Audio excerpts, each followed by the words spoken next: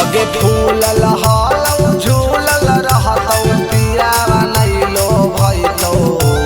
फूलल हालौ झूलल रहतौ पियावा नैलो भइतौ।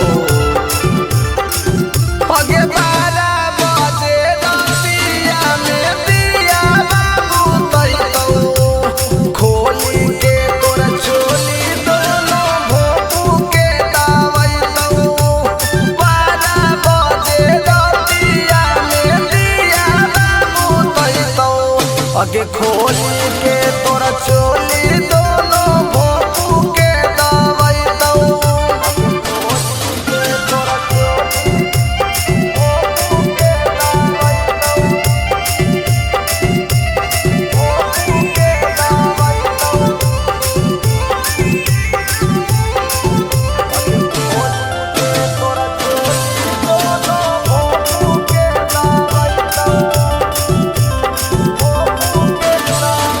अगे नैहर वाला लछनिया छौरी लेना तू सुधार गे।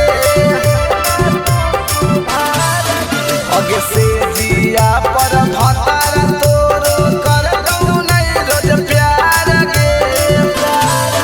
अगे के तनु तू दबैनी छौरी पियावा नैला जैतौ।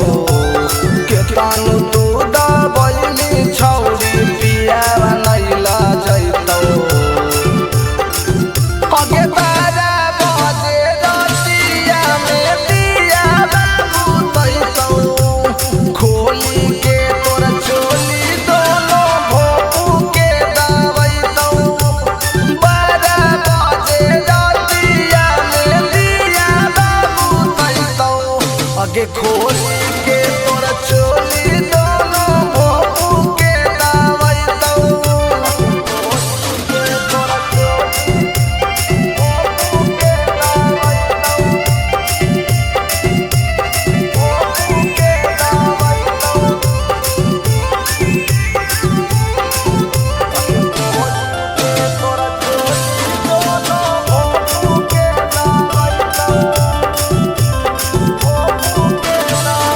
अगे पहिले राति पियावा छौरी जैतौ तोरो बुझ गे।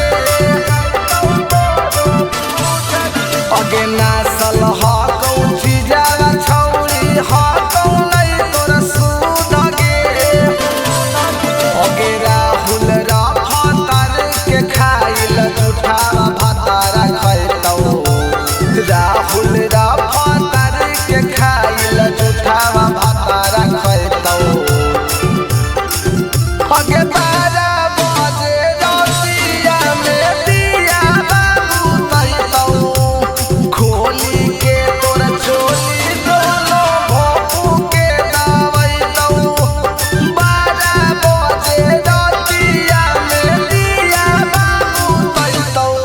अगे खोली के